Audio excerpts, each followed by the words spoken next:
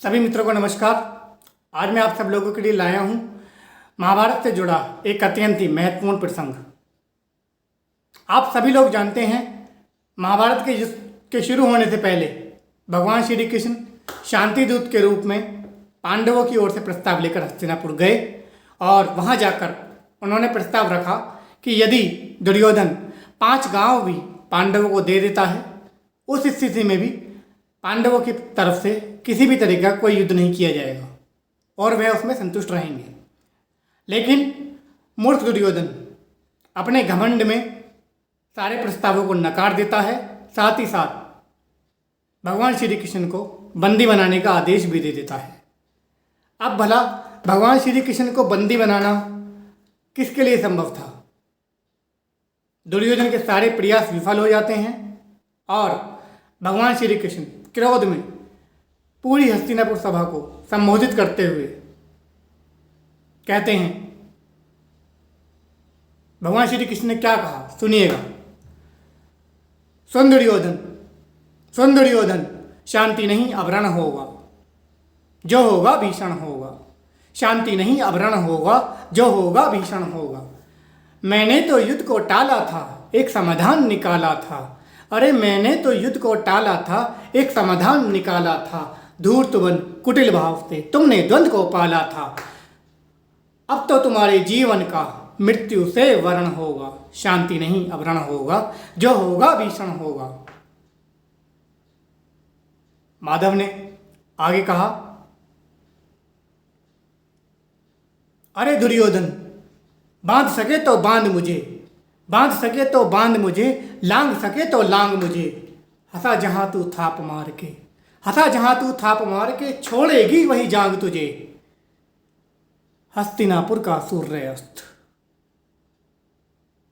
हस्तिनापुर का सूर्य अस्त, बीत रहे हर क्षण होगा। शांति नहीं अवरण होगा, जो होगा भीषण होगा। देख मेरा विकराल रूप तू सहन नहीं कर पाएगा, देख मेरा विकराल रूप तू सहन नहीं कर पाएगा। कुरुवंश के शवों का तू दहन नहीं कर पाएगा। तेरे सब पापों का तुझको अभी सब स्मरण होगा। शांति नहीं अवरण होगा, जो होगा भीषण होगा। दुर्योधन को इस बात का अभिमान था कि उसके मित्र कर्ण के होते हुए कोई उसको हरा ही नहीं सकता। तब केशव ने कर्ण की ओर देखते हुए कहा, कवच कुंडल की भिक्षा एक अनर्थ करवाएगी, कवच कुंडल की भिक्षा एक अनर्थ करवाएगी। परशुराम की शिक्षा भी बस व्यर्थ ही रह जाएगी। ज्ञान सारा लुप्त होगा, ज्ञान सारा लुप्त होगा, जब मर रहा कर्ण होगा। शांति नहीं अवरण होगा, जो होगा भीषण होगा। साथ ही दुर्योधन को लगता था कि भीष्म पितामह, गुरु द्रोण जैसे महारथियों के होते हुए वो हर युद्ध में विजयी हो सकता है और कोई भी उसको परास्त नहीं कर सकता। तब माधव ने भीष्म पितामह और गुरु द्रोण की तरफ देखते हुए कहा, भीष्म प्रतिज्ञा द्रोण विद्या सब धरी रह जाएगी। भीष्म प्रतिज्ञा द्रोण विद्या सब धरी रह जाएगी। काल धुरी इन अमर वीरों की मृत्यु सेज सजाएगी। भीष्म प्रतिज्ञा द्रोण विद्या सब धरी रह जाएगी। काल धुरी इन अमर वीरों की मृत्यु सेज सजाएगी। लाल लहू में लिपटा कुरुक्षेत्र कर्कण होगा। शांति नहीं अवरण होगा, जो होगा भीषण होगा। भगवान श्री कृष्ण ने आगे सभा को संबोधित करते हुए कहा, दुर्योधन, दुशासन की छाती को जीवित ही फाड़ा जाएगा। दुशासन की छाती को जीवित ही फाड़ा जाएगा। जयद्रथ के शीश को अंबर में गाड़ा जाएगा। दुशासन की छाती को जीवित ही फाड़ा जाएगा। जयद्रथ के शीश को अंबर में गाड़ा जाएगा। कांप उठेगा यह ब्रह्मांड, कांप उठेगा यह ब्रह्मांड, सब और मरण होगा। शांति नहीं अवरण होगा, जो होगा भीषण होगा। अश्वत्थामा अमर होगा, अश्वत्थामा अमर होगा। मुर्दा बनके वो घूमेगा, अपने फूटे मस्तक की वो स्वयं औषधि ढूंढेगा। कुल मर्यादा सब टूटेंगी, कुल मर्यादा सब टूटेंगी। बुद्धि का क्षरण होगा। शांति नहीं अवरण होगा, जो होगा भीषण होगा। शकुनी को घूरते हुए क्रोध में भगवान श्री कृष्ण बोले, शकुनी के सारे पासे उसके खिलाफ खड़े होंगे, शकुनी के सारे पासे उसके खिलाफ खड़े होंगे। अरे शर्म के मारे सारे मस्तक भूमि में गड़े होंगे।